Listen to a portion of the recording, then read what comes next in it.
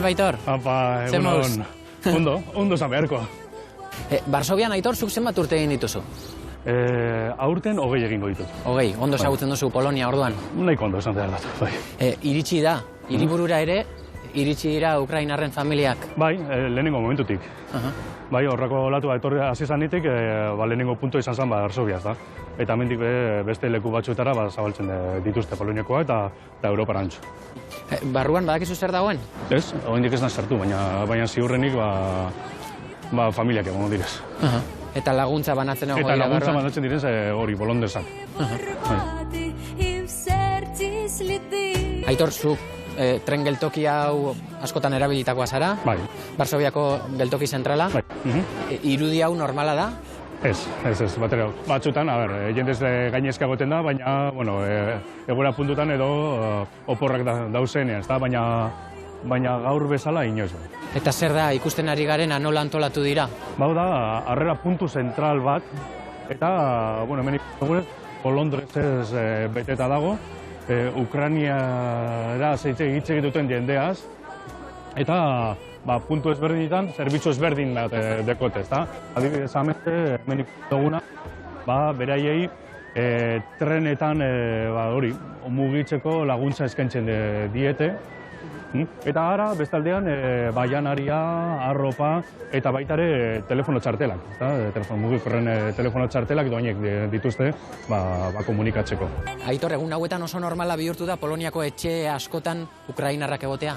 Bai, guztiz normala, nire esan guztiek familiaren bat hartu dabe. Eta auzoan ere bai, auzokide gehiena, ere bai beste familia batzuk hartu dituzten. Eta zuek ere bai? Eta guk ere bai. Nola suertatu zen? Lehenengo egunetan, lehenengo galdea etorri zanean, gure ezagunek bere hasi ziren guztia antolatzen eta bilatzen. Eta gero kontatzen izan, nola hartu zuen familia hau, nola zagoen buru belarrez hartuta beste batzu ere laguntzen, eta bilatzen ari zala lekua ama bat, alaba bat, eta semearekin leku bila zegoen bai. Eta hor argia piztu zitzaizun. Eta orduan izan nion itxaroteko pizka bat, eskegi egiten, nire emaztearekin konsultatu nun, eta baietz. Eta zein da haien historia? Nondik datoz? Zer moduz daude? Laba nahiko txarto dago, bai. Aste baten ez da ia logelatik irten, askotan malkoak erotzen zaizkio, eta ez da itxik ere esaten. Atzo, aste bat pasata, lehenengo aldiz etorri zen gurekin afaltzen, ezta? Eta lehenengo aldiz, irriño txiki bat atera egin zitzaion, ezta? Harrera egiten diegu familia hauei, ezta? Baina esan dudan bezala batzuk nahiko traumatizatu eta etortzen direz. Eta orain gure lana ez da bakarrik hori. Lo egiteko leku bat aurkitzea, ezta? Baita ere, haiek psikikoki hobetu sentiarazi. Eta horretan gabiltza orain guztiak.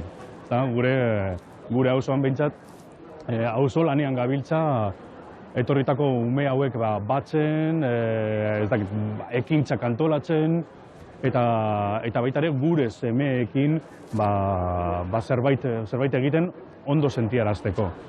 Batez ere Polonia jasotzen ari den Ukrainarren exodo honekin, uste duzu Polonia aldatu egingo dela, hemendik aurrera?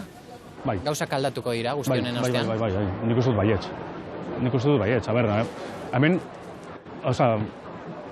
egoera oso latza dago. Baina bestaldetik, hemen sortu den positibotasunak nik uste dut geratu egingo dela, ezta? Eta poloniarrek, ikusi dut ere bai, arro daude beraietaz be. Ikusi dabe, beraiek egoera latzetan guztiak alkartu egiten direla eta alkarlarnean aurrera egiten dutela, ezta? Gero, barruko liskarrak ere jarraitzen dabez, ezin dugu ukatu, baina behintzat, alkartasuna nagusitu egin dela, ezta? Eta badakite hori beraientzako ere bai, positiboa da. Gerratik iesi datozen 3 pertsona dituzue etxean, modu pertsonalean ez dakit nola eragiten dizun horrek? Eragiten dago. Lehen esan dudan moduan, ezta? Gauz, egoera normaltasuna eta kaosaren artean, ezta? Biak ikutzen duten puntu horretan. Gure buru oso eta gorputza refusiaten laguntzen gauz, ezta? Eta etxean baita ere. Osea, egoera ez da erosoa, ez daukagu hainbesteko lekurik, baina, bueno, oso onak dauz etxean, ezta? Eta bestaldetik, goizeko 8etan, ez natu behar gara eta klaseak emon. Zuek ze asmo daukazue, noiz arte geldituko dira etxean Ukrainatik etorritako 3 pertsona hauek? Ez daukagu planarik. Ezin dugu esan, bai, atzo nintzen nire emaztearekin hitz egiten, eta esan genuen, ez ditugu etxetik botako. Eta, bueno, konsiente gara, hilabeteak izango direla, alagian urte eta urte eta piko. Orain erabaki egin dugu, esan dugun bezala, seme eta alabarentzat, normaltasun bat bilatu behar dugulako, ezta? Eta normaltasuna zer esan nahi du? Eskolara sartu. Eta eskolara sartzeko, gure etxen errolda bat behar dugu. Eta erroldatzen badugu, ja, beraien bizitza gure etxean egingo da, ezta? Epe luzerako behintzat.